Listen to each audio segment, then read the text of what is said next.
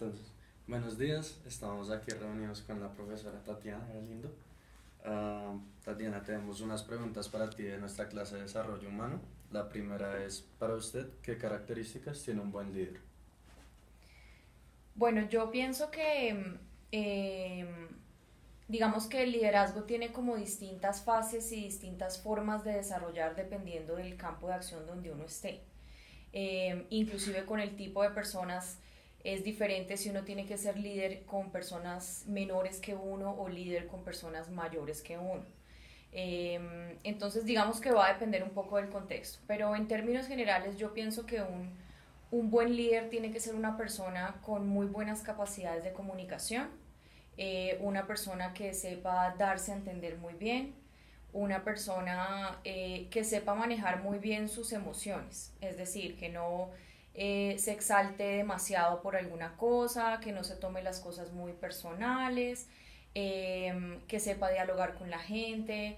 Creo que hay que tener también como una muy buena capacidad como de autogestionarse uno y de poder hablar con la gente y de comentar las cosas y de socializar y de solucionar conflictos, porque de uno también va a depender la forma en la que se maneja el resto de la gente. Entonces, yo diría que obviamente hay muchos otros elementos que uno va adicionando, pero inicialmente esos dos componentes yo se los pondría a cualquier buen líder. Ok. La segunda pregunta es, para usted, ¿qué características tiene un mal líder? Bueno, un mal líder creo que sería una persona introvertida.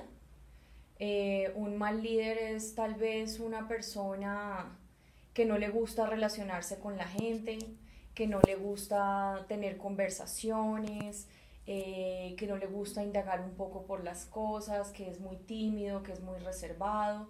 Eh, yo pienso que un líder no necesariamente es la persona que más duro habla o la que más grita o la que más se hace notar, sino la que sabe manejar las cosas de una forma estratégica. Entonces yo diría que entre más callado y reservado sea uno y si no le gusta socializar mucho, pues eso va a ser muy contraproducente con cualquier tipo de actividad que uno desarrolle. Ok. Bueno, yo voy a hacerte unas preguntas sobre tus experiencias con algunos líderes. Entonces, la primera es, recuerde el mejor líder que haya tenido, mencione dos experiencias positivas que haya tenido con él y por qué fueron positivas. Bueno, creo que las experiencias que más me han marcado en la vida, creo que han sido esos jefes que yo tuve eh, cuando uno tuve la oportunidad de trabajar en el Banco de Vivienda, estaba en el área de mercado y publicidad. Eh, y esa fue como mi primera experiencia laboral oficial.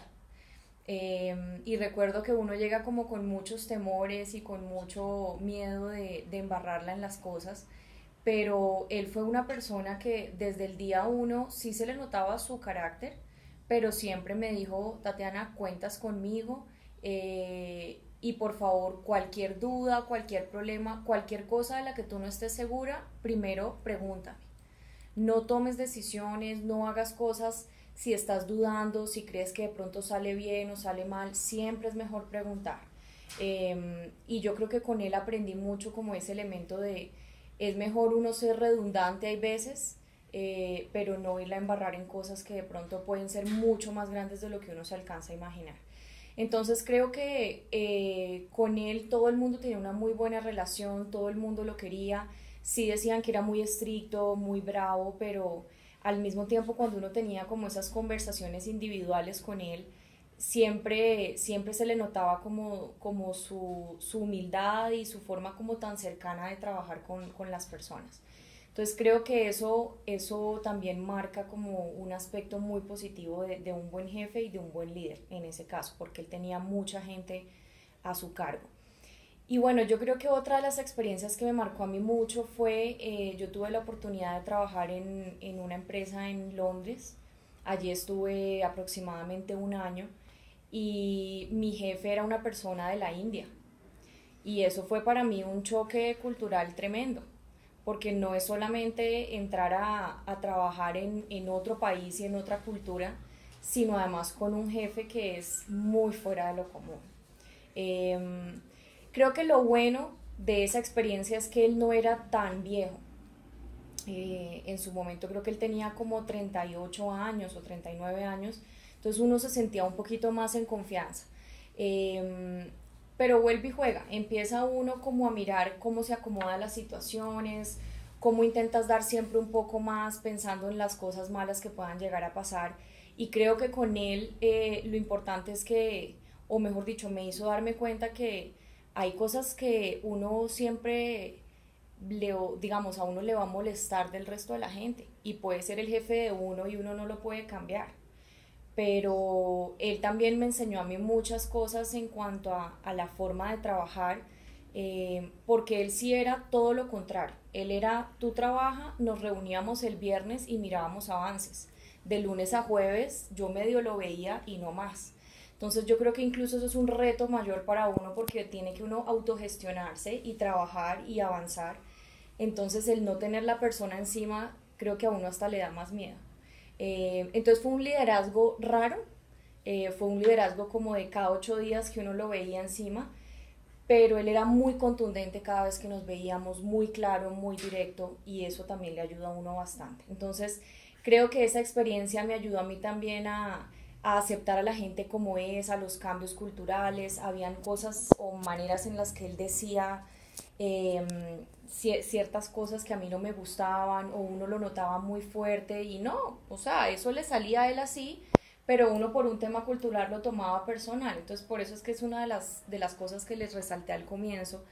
Y bueno, han sido experiencias como de dos extremos totales, pero me han ayudado bastante.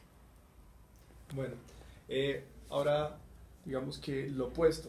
Menciona el peor líder que hayas tenido, dos experiencias negativas y por qué fueron negativas. El peor líder. Bueno, eso sí está complicado. Creo que uno siempre como que cuando piensa en líderes piensa en sus jefes y uno dice, bueno, el jefe nunca será perfecto y tendrá sus problemas, pero digamos que tal vez aquí en la universidad, para no entrar como mucho en detalle, en alguna oportunidad sí tuve un líder, no era directamente un jefe, pero sí era como un líder del grupo en donde estábamos. Eh, y era una persona muy amable, muy querida, pero cero líder. O sea, él no, él decía una cosa un día y al día siguiente se le había olvidado lo que había dicho. O le decía a uno tenemos que hacer tal cosa y luego uno le mostraba como el pero o el lado negativo y decía no, sí, tienes razón, entonces no lo hagamos. Y entonces quedaba uno como, bueno, pero tú eres el jefe, tú eres el líder, ¿qué es lo que vamos a hacer?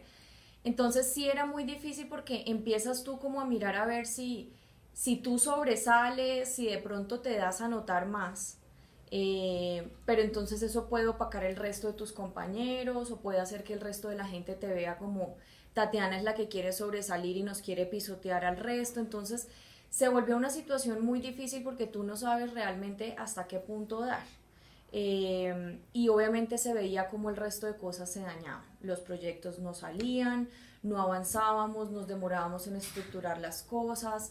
Él tenía, por ejemplo, problemas con el inglés y cuando teníamos que escribir o hacer cosas en inglés, afortunadamente yo soy buena en eso, pero entonces me daba cuenta de errores de él y corregirlo es difícil. Uh-huh.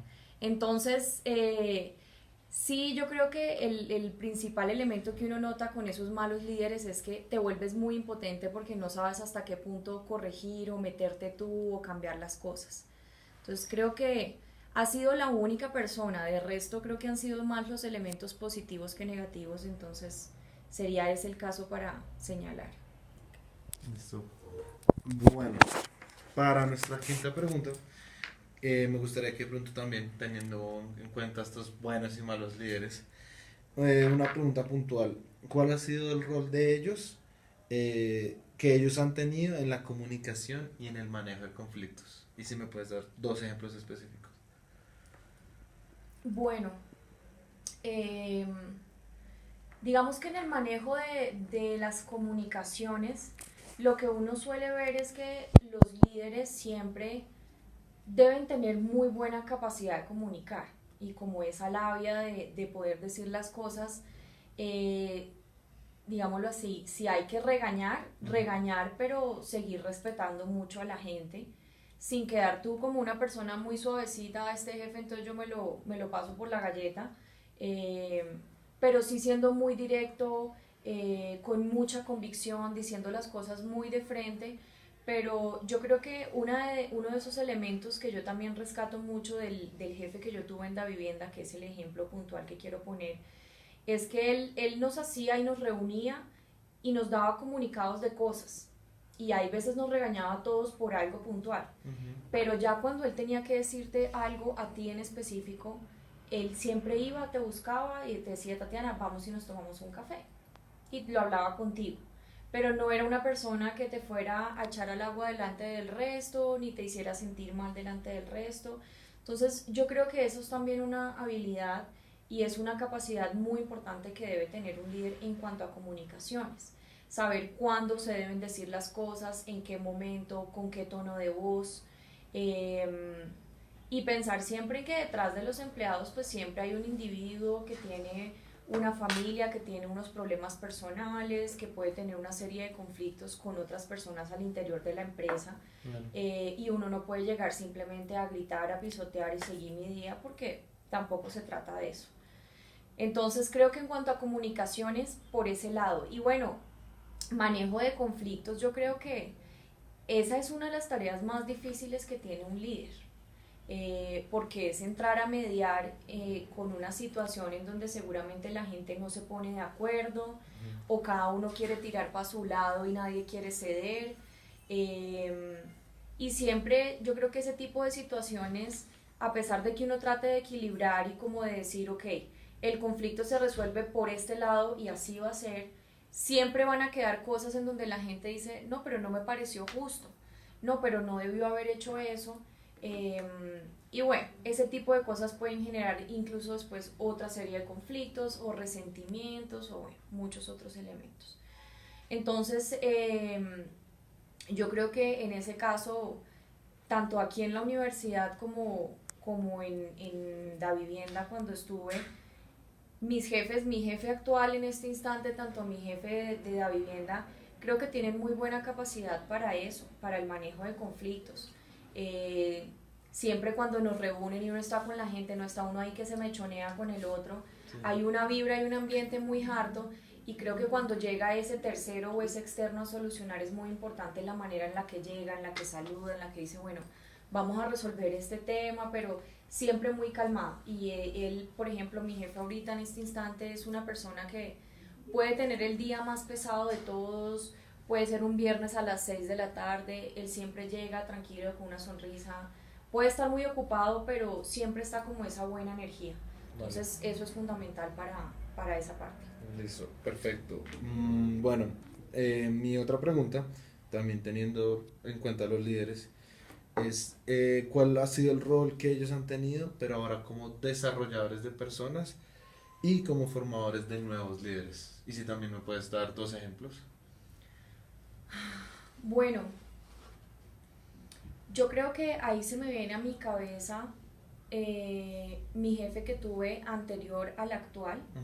Él fue yo creo que sí, no hay ningún problema en que digamos quién es, pero él fue el director de departamento anterior. En su momento él estuvo acá, él se llama Sergio Torres. Y digamos que aquí en la universidad los profesores de planta podemos acceder al plan de formación, que es para uno irse a estudiar maestrías o doctorados. Y me acuerdo que Sergio era muy pro de trabajar en cuanto a esa parte, en cuanto a formar a la gente y a seguir como su proyección. Si bien aquí en el departamento tenemos muchas tareas, muchas actividades del día a día, él siempre era una persona que decía, Tatiana, ¿y qué estás haciendo de más? ¿Qué estás haciendo para tu proyección, para tu doctorado? ¿A dónde te quieres ir a hacer otra maestría? Y siempre cuando habían proyecticos, digamos, sueltos o por fuera, él siempre venía y me decía a mí, bueno, Tatiana, ¿y tú cómo lo ves? No como profesora, como Tatiana y con tu experiencia de mercadeo, ¿cómo lo ves? Entonces, eso inmediatamente le activa a uno el chip como de qué soy yo adicional a mi día a día y cómo lo puedo proyectar.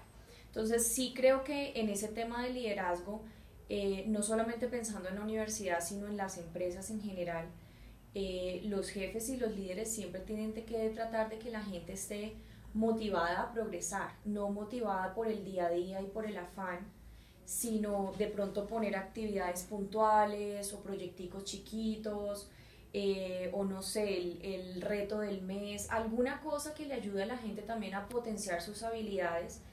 Y, o sea, no es mirar cómo entonces me voy a salir de la empresa y renuncio y voy y monto mi empresa, no, pero sí tratar de que la gente se motive con actividades alternas o por fuera de su trabajo y que uno siempre esté como proyectándose y como mejorar. Creo que no solamente en temas de liderazgo como jefe, sino uno como persona siempre ha sido mi convicción personal, pero uno siempre tiene que dar un pasito más de lo que está haciendo en el día a día. Okay. Si este semestre hice X, el otro semestre voy a intentar hacer un poquito más. Si cambio de trabajo, pues de base uno esperaría ganarse un poquito más. Si vendo mi carro y compro otro, pues la idea es que sea un carro un poquito mejor, no necesariamente más caro, pero que tenga algo mejor. Entonces siempre esa proyección tiene que estar en el día a día y yo creo que los líderes tienen que trabajar eso también internamente con los empleados. Vale. Listo, perfecto. Y ya como pues por último también teniendo en cuenta los líderes buenos y los líderes malos, ¿cuál ha sido el rol que ellos han tenido como desarrolladores de equipos de trabajo? Pues si me puedes dar también 2 ejemplos puntuales, pues sería mejor. Bueno, yo creo que para uno poder hacer equipos de trabajo, un buen líder tiene que conocer muy bien su gente y tiene que conocer muy bien sus habilidades, sus aptitudes y digamos que sus defectos. Uno encuentra incluso aquí en la empresa y se los digo francamente, y yo creo que todos los profesores, si ustedes entrevistan a otros profesores, algunos se los dirán, algunos no, pero uno sabe que internamente entre nosotros hay profesores mejores que otros. De pronto yo meto aquí la cuchara y digo, bueno, los que estamos en el área de mercadeo usualmente somos como más creativos, tenemos mejores habilidades de comunicación, tal vez las clases y las presentaciones se dan un poquito mejor que una clase de finanzas que de pronto es como más seria y más estructurada. Pero obviamente internamente aquí hay áreas, está el área de mercadeo, de finanzas, de recursos humanos, y uno sabe internamente que hay gente que es más dada a hablar, hay otras que no. Hay profesores, incluso acá internamente les pongo el ejemplo, hay profesores aquí que son muy senior, o sea, profesores ya de edad, y estamos todo el combo de los grandes que estamos entre los 30 y 35 años más o menos, y obviamente cuando uno incluso internamente tiene que hacer una reunión o tiene que hacer algún equipo para, por ejemplo, tenemos que hacer la reforma curricular de la carrera, tenemos que entrar varios profesores de distintas áreas. Entonces, imagínense entrar a trabajar en equipo, yo con mi edad y de pronto uno de los profes bien senior que uno sabe que el próximo año se jubila, ¿sí? Entonces, las motivaciones que tiene la gente son distintas, la forma de pensar, su estructura mental. A nosotros los de mercadeo siempre nos dicen que entonces somos los locos, los de colores, los creativos, bueno. Y uno viene y sienta de pronto un profe de introducción a la administración, un profe de finanzas y entonces todo les parece como demasiado salido. Entonces yo creo que cuando un jefe tiene que tratar de estructurar, un líder tiene que tratar de estructurar esos grupos de trabajo, es muy importante generar equipos que sean equilibrados. No necesariamente voy a meter uno muy malo con uno muy bueno y entonces ahí hago el equilibrio, no, sino es pensar en las cosas buenas que tiene cada uno, que haya de pronto un buen comunicador, que haya una persona que sepa procesar la información muy bien, que haya un muy buen escritor que después pueda colocar eso en un informe, que haya una persona que tenga como una perspectiva externa más clara. Entonces no es tanto equilibrar las cosas negativas, sino equilibrar cada uno de los aspectos buenos que tienen los miembros de ese equipo, pero obviamente eso se logra en la medida en que yo conozco la gente. Entonces sí creo que un buen líder tiene que aprender mucho de la gente con la que trabaja, hablar mucho con ellos, no solamente de temas formales y de su empresa, sino, miren, yo creo que ese tipo de cosas de vamos a almorzar, vamos y nos tomamos un café, cómo está tu familia, cómo están tus hijos, eso es muy importante que lo tenga un líder, que conozca, o sea, no es ser invasivo, pero sí es conocer mucho las distintas facetas de las personas para saber realmente qué es lo que lo motiva a uno, qué problemas personales tiene uno, hacia dónde se proyecta uno, y así va a servir para todo, no solamente para armar equipos, sino para después solucionar conflictos, para saber uno cómo le tiene que hablar a esa persona, para todo. Entonces sí creo que esa habilidad también es fundamental y ayuda puntualmente con el trabajo en equipo. Bueno, muchas gracias por tu tiempo, profe. Bueno, de nada, con mucho gusto.